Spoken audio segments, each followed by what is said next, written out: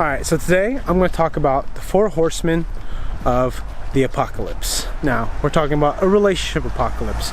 If you at all care about your significant other, your relationship with your husband or your wife or your girlfriend or your boyfriend, here are the 4 things that cause it.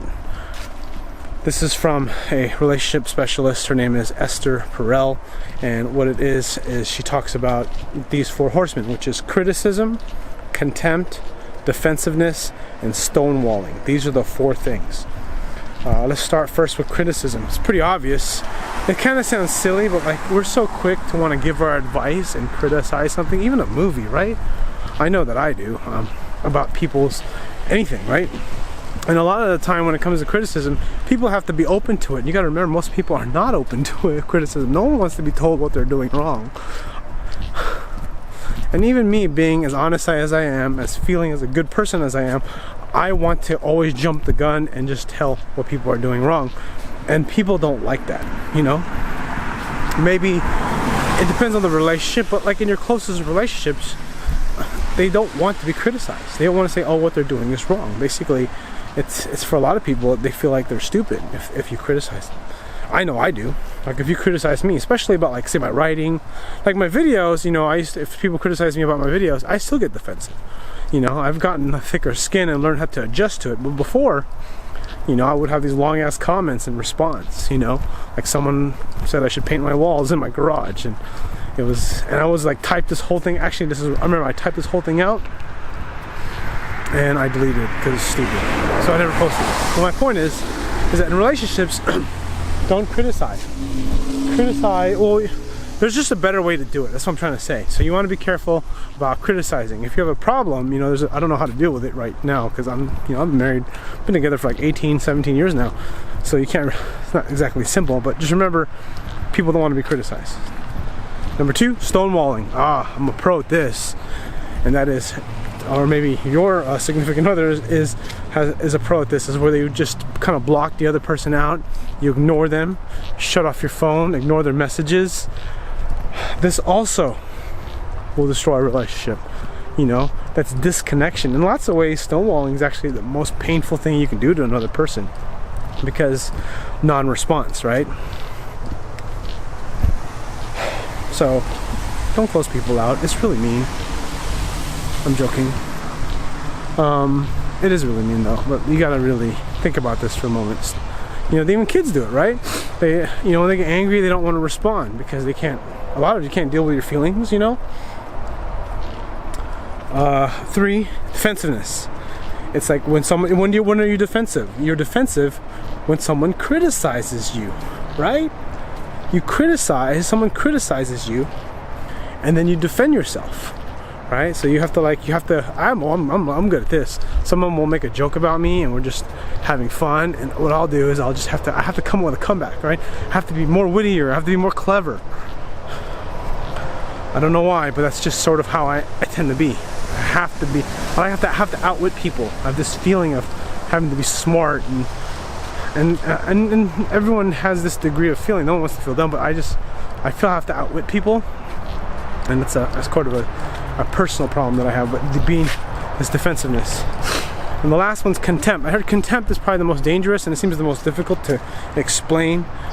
But if you look up the definition of contempt, it's pretty nasty, right? It's like worse than hating somebody. It's like a combination of stonewalling and worse than hate. What I'm going to do is I'm going to go ahead and look it up on my phone. Contempt.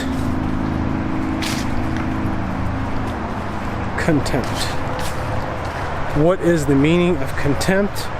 The feeling that a person or a thing is beneath consideration, worthless, or deserving scorn. Ooh. Disregard for something that should be taken into account. The offensive of being disobedient to or disrespectful of a court of law and officers. The feeling that a person is or thing is beneath consideration, worthless, or deserving scorn. Ooh, that's me.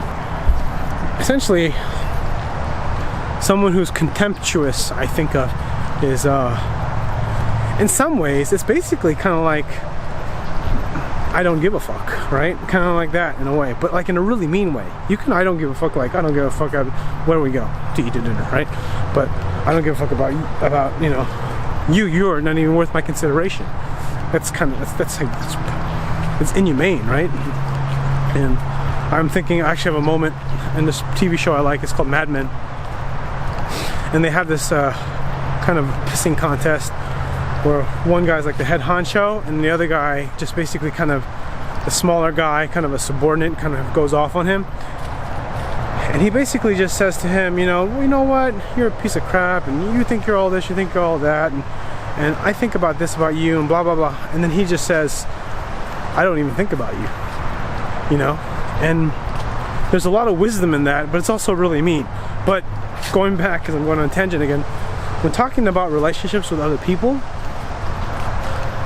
you got to remember that that when you're contempt, like when you just don't even consider somebody, I mean, that's kind of, I'm actually just thinking this out because I barely understand it, is like when you love somebody, someone you're together with, someone you're spending your time with, right? A friend, a family member, husband or wife, you know, you got to remember that you're there because you care about them. And then for moments that you start to like not care about them, to show contempt towards them, then you get into these fights that are not about the thing you're fighting about. Like Chinese food on the table. How come you didn't put away the food? How come you didn't, you know,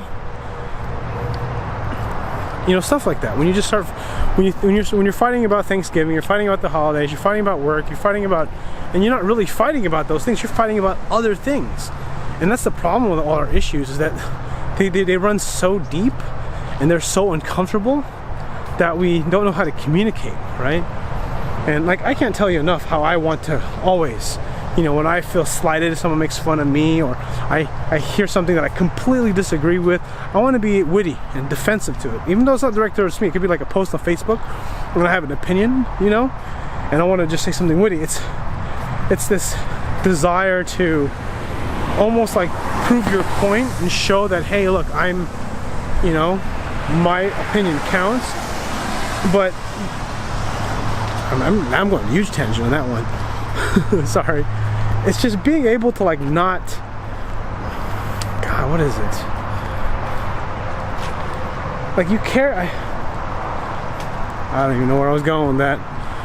My point is like it's the longer you're alive, I think you learn to appreciate how difficult it is to be an adult, right? Because it's hard to be an adult. You have to do things that you don't want to do, like work, and sometimes some of it you like to do, some of it you don't. Changing diapers, if you have kids, you know, have uncomfortable conversations. And contempt is like to disregard someone, you know, because remember, there's only a handful of people you're going to love in your life, a handful of people that you're going to have a connection with, and the people you love the most are going to and usually end up hurting you the most. You got to like remember to have an adult conversation, be mature. I'm laughing at myself because I had a friend tell me something about what I was doing was immature, and then I said, you know, I don't like that what you said, which was kind of, I mean, a true opinion, but there's irony in what my response was, because immaturity is really what the biggest problem is. Like, we want to act like a 10-year-old kid or 6-year-old kid and just go, hey, you know, I'm right, you're wrong, you're stupid, I'm smart, you know, look at me, hey, look at me. And it's not always an easy thing to take the high road. I read this in an email the other day. You're not gonna fall asleep. You're not gonna lose sleep taking the high road. And you know what's funny too is I actually responded to that email and I said, hey, you know what? If you are losing sleep over taking the high road, there's a good chance you have bigger problems. But anyways, hope you enjoyed this video about the 4 horsemen of the apocalypse, or relationship apocalypse. I'll talk to you later. Bye.